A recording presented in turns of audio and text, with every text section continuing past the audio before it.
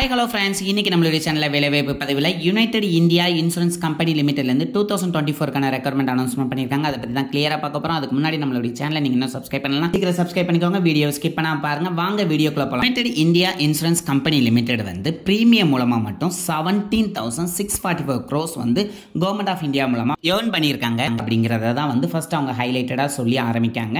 And அவங்க call for பண்ண post அப்படின்னு பாத்தீங்க அப்படின்னா அட்மினிஸ்ட்ரேட்டிவ் ஆஃபீஸர் ஸ்கேல் 1 போஸ்ட் வந்து கால் ஃபார் பண்ணிருக்காங்க. And total number of vacancies அப்படின்னு பார்த்தீங்கன்னா 250 vacancies வந்து அனௌன்ஸ்மெண்ட் பண்ணியிருக்காங்க. அதை எப்படி கேட்டகரி வைஸ் ஸ்ப்ளிட் பண்ணியிருக்காங்க அப்படின்னு பார்த்தீங்கன்னா எஸ்சி கேட்டகரி அப்படின்னு பார்த்தீங்கன்னா 37 போஸ்ட்டும், எஸ்சி கேட்டகரிக்கு 20 போஸ்ட்டும், ஓபிசி கேட்டகரிக்கு 67 போஸ்ட்டும், இடபிள்யூஎஸ் கேட்டகரிக்கு 24 போஸ்ட்டும், அன்ரிசர்வ்டுக்கு வந்து 102 போஸ்ட்டும், டோட்டலாக 250 போஸ்ட் வந்து கால் ஃபார் பண்ணியிருக்காங்க. அண்ட் இப்போ கால் ஃபார் பண்ணியிருக்க போஸ்ட்டுக்கான எஜுகேஷன் குவாலிஃபிகேஷன் என்ன வேணும் அப்படின்னு நீங்கள் பார்த்தீங்கன்னா மினிமம் டிகிரி முடிச்சா போதும் அப்படின்னு சொல்றாங்க. அண்ட் எஸ்சி எஸ்டி கேட்டகரியா இருந்தீங்கன்னா உங்களுக்கு 55% மார்க் இருந்தா போதும்னு சொல்றாங்க. அதர் கேட்டகரியா இருந்தீங்க அப்படின்னா உங்களுக்கு 60% ஆஃப் மார்க் இருக்கணும் அப்படின்னு சொல்றாங்க. அண்ட் இப்போ கால் ஃபார் பண்ணியிருக்க இந்த எக்ஸாமுக்கான ஏஜ் லிமிட் என்ன இருக்கணும் அப்படின்னு பார்த்தீங்கன்னா உங்களுக்கு 21 இயர்ஸ்லேருந்து 30 இயர்ஸ் வரை இருக்கணும் அப்படின்னு சொல்கிறாங்க. ஆஸ் பர் கவர்மெண்ட் நார்ம்ஸ் படி கண்டிப்பாக ஏஜ் ரிலாக்ஸேஷன் உண்டு. நீங்கள் எஸ்சி எஸ்டி கேட்டகரியாக இருந்தீங்கன்னா உங்களுக்கு 5 இயர்ஸும், அதுவே ஓபிசி கேட்டகரியாக இருந்தீங்கன்னா 3 இயர்ஸும், நீங்கள் டிசபிலிட்டி பர்சனாக இருந்தீங்கன்னா 10 இயர்ஸும், எக்ஸ் சர்வீஸ்மேன் இருந்தீங்கன்னா 5 இயர்ஸும் அவங்க வந்து கொடுக்குறாங்க.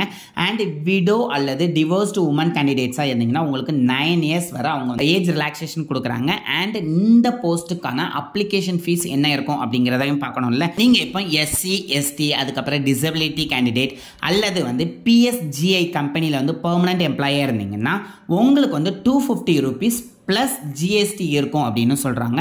இப்போ சொன்ன அப்ளிகண்ட்டை தவிர்த்துட்டு மற்ற எல்லா அப்ளிகண்ட்டுக்குமே வந்து 1000 rupees ப்ளஸ் ஜிஎஸ்டியாக வந்து அவங்க வந்து அப்ளிகேஷன் ஃபீஸ் சொல்லியிருக்காங்க.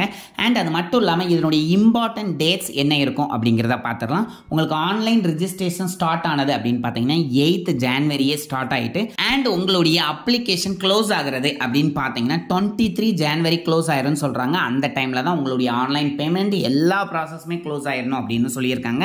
அது மட்டும் இல்லாமல் உங்களுடைய ஆன்லைன் எக்ஸாமுக்கான ஹால் டிக்கெட் எப்போ டவுன்லோட் பண்ணணும் அப்படின்னா உங்களுக்கு டெஸ்ட் அனௌன்ஸ்மெண்ட் பண்ணியிருப்பாங்கல்ல, அதுலேருந்து 10 daysக்கு முன்னாடி வந்து நீங்கள் டவுன்லோட் பண்ணிக்கலாம் அப்படின்னு சொல்கிறாங்க. அந்த ஆன்லைன் டெஸ்ட்டுக்கான ஒரு டெனன்டிவ் டேட் எப்போ இருக்கும் அப்படின்னு பார்த்தீங்கன்னா Februaryல கண்டிப்பாக எக்ஸாம் இருக்கும் அப்படின்னு கொடுத்துருக்காங்க.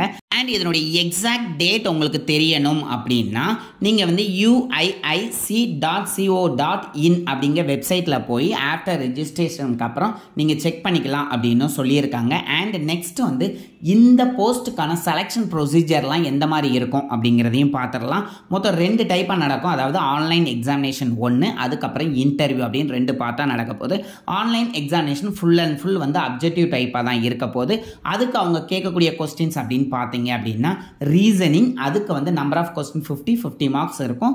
லாங்குவேஜ் இங்கிலீஷ் லாங்குவேஜ் 40 கொஸ்டின், அதுக்கு 40 மார்க்ஸும், குவான்டிடேட்டிவ் ஆப்டிடியூடுக்கு 50 மார்க்ஸ் 50 கொஸ்டின் இருக்கும் அப்படின்னு சொல்கிறாங்க. ஜென்ரல் அவேர்னஸ்க்கு 40 கொஸ்டின் 40 மார்க்ஸ் இருக்கும்னு சொல்கிறாங்க. அதே மாதிரி கம்ப்யூட்டர் லிட்ரஸியில் வந்து 20 மார்க்ஸ் 20 கொஸ்டின் இருக்குன்னு சொல்கிறாங்க. டோட்டலாக 200 இருக்கும் அப்படின்னு சொல்கிறாங்க. உங்களுக்கு ஓவரால் டைமிங் அப்படின்னு பார்த்தீங்கன்னா 2 hours வரும் அப்படின்னு சொல்கிறாங்க. அண்ட் இந்த எக்ஸாமுக்கான தமிழ்நாட்டில் எங்கெங்கெல்லாம் எக்ஸாமினேஷன் சென்டர் இருக்கும் அப்படின்னு சொல்கிறேன். சென்னை, கோயம்புத்தூர், தர்மபுரி, மதுரை, சேலம், தஞ்சாவூர், திருச்சிராப்பள்ளி, திருநெல்வேலி, திருவண்ணாமலை, வேலூர், திருப்பூர், ஈரோடு, விருதுநகர், திண்டுக்கல், நாமக்கல், நாகர்கோயில், புதுக்கோட்டை, கன்னியாகுமரி, தூத்துக்குடி, கூடலூர், விழுப்புரம்னு எல்லா இடத்துலையுமே கொடுத்துருக்காங்க. ஸோ அதனால எல்லா கேண்டிடேட்டுமே வந்து அப்ளை பண்ணி ஈஸியாக ரீச் பண்ணுற மாதிரி இருக்கும். ஸோ அதனால இந்த எக்ஸாமை மிஸ் பண்ணாமல் கண்டிப்பாக அப்ளை பண்ணிடுங்க. அண்ட் இந்த ஜாபுக்கான சேலரி என்ன இருக்கணும் அப்படிங்கிறதையும் பார்க்கணும்ல. இதனுடைய சேலரியை பார்த்தீங்கன்னா 50,925 இருந்து 96,765 வரை இருக்கும் அப்படின்னு சொல்கிறாங்க. ஸோ நல்ல ஜாப், நல்ல போஸ்ட், நல்ல சேலரியான ஜாப். இந்த ஜாபை மிஸ் பண்ணிடாதீங்க. அண்ட் இந்த வீடியோவை நிறைய பேருக்கு ஷேர் பண்ணுங்கள். பேங்க் ஜாப் ட்ரை பண்ணுறவங்களுக்கு இது யூஸ்ஃபுல்லாக இருக்கும். நல்ல ஒரு பெர்மனன்ட் ஜாப்னு கூட. அண்ட் இதனுடைய டீட்டெயில், நோட்டிஃபிகேஷன், அப்ளைக்குள்ள லிங்க் எல்லாத்தையுமே நம்மளுடைய டிஸ்கிரிப்ஷனில் கொடுக்க. நீங்களும் நோட்டிஃபிகேஷனை கிளியராக வாசிச்சுக்கோங்க. அண்ட் அதில் ஏதாவது உங்களுக்கு டவுட் இருந்துச்சுன்னா கண்டிப்பாக கமெண்ட் பண்ணுங்கள், நான் உங்களுக்கு ரிப்ளை பண்ணுறேன். அண்ட் நீங்களும் சப்ஸ்கிரைப் பண்ணுங்கள், உங்களுடைய ஃப்ரெண்ட்ஸையும் சப்ஸ்கிரைப் பண்ண சொல்லுங்கள், லைக் பண்ண மறந்துடாதீங்க. Thank you friends.